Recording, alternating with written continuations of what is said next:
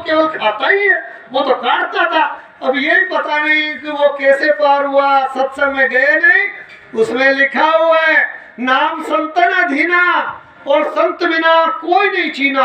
कोई हो, चाहे विद्वान हो, चाहे बुद्धिमान हो, चाहे मूर्ख हो, चाहे पंडित हो, चाहे योगी हो, चाहे योगेश्वर हो, किसी के पास में नहीं है। वो ना मिलता संतों के पास। और हमारे गुरु महाराज तो परम संत है, और उन्होंने नामदान की बख्शिश आपको और हमको मुफ्त में दे दी। अरे मुफ्त में दे दी तो आप लोगों ने, हमने उसकी कदर नहीं की और उसको रख दिया, और कहते हैं सुमिरन ही नहीं होता है। और कहा गया कि सुमिरन से सुख होते हैं, सुमिरन से दुख जात। और देखो सुमिरन करोगे तो आपका सारा काम बन जाएगा।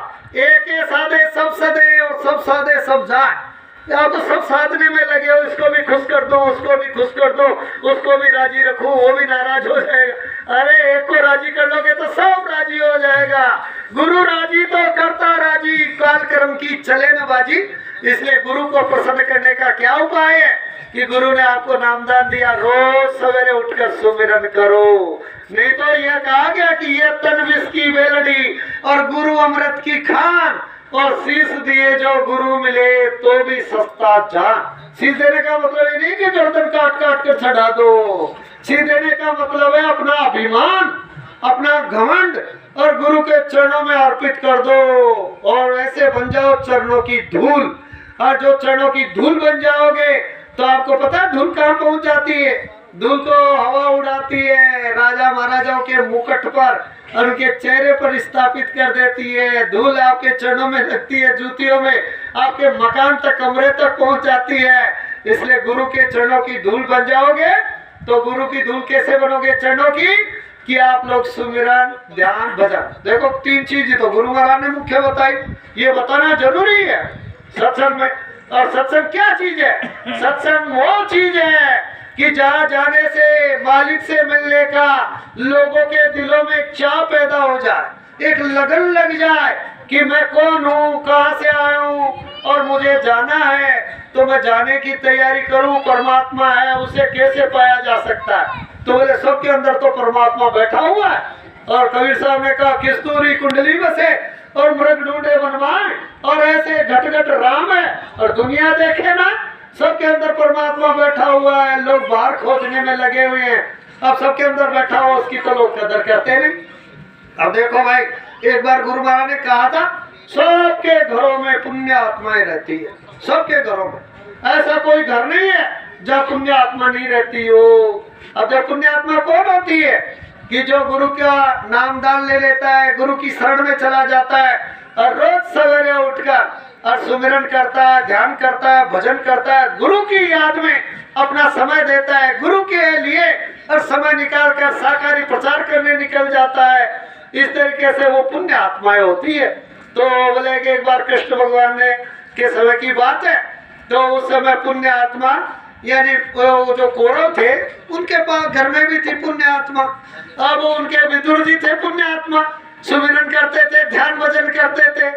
तब कौरवों के अहंकार चढ़ गया था, तो वो अहंकार सिर चढ़कर बोल रहा था, ओ बुरा भला कह दिया उनको, विदुर जी को, और कहा चला जाए यहाँ से, दिखे मत, मैं नजर मत आया।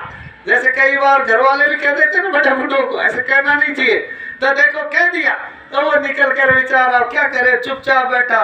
कृष्ण भगवान तो अंतर्यामी, उन्होंने कहा कि काका हताश मत हो, निराश मत हो, थोड़े दिन घूमे आओ, बाहर जाओ, देशाटन करके आ जाओ।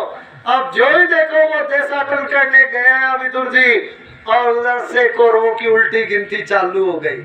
जब तक विदुर जी उनके साथ में थे उनका बिगाड़ नहीं हुआ था, बाल भी बांका नहीं हुआ था, और जो ही विदुर जी छोड़कर चले गए उल्टी गिनती चालू हो गई।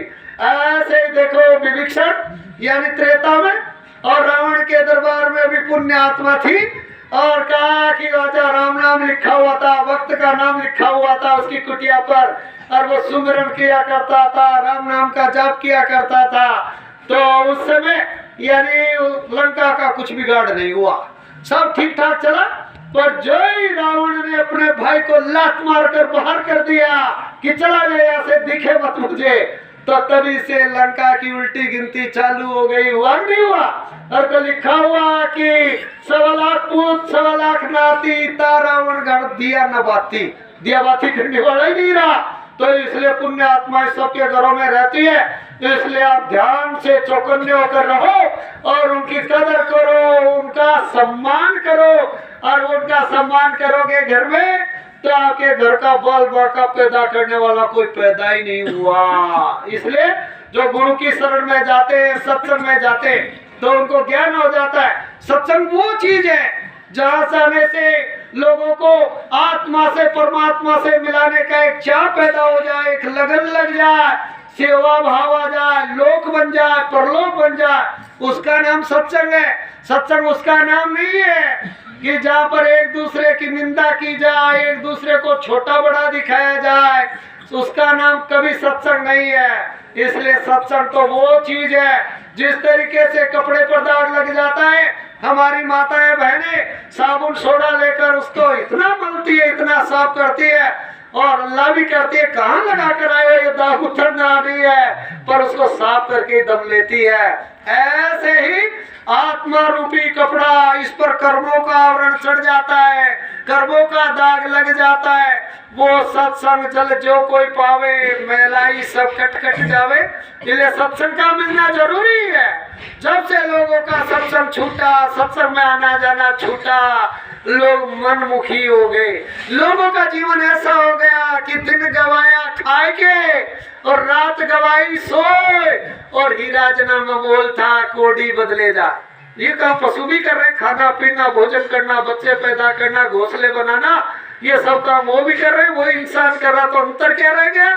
अंतर है कि आप में हमें जो मनुष्य शरीर मिला, ये कहा कि बड़े भागे मानुष तन पावा और सुर दुर्लभ सब ग्रंथन गावा।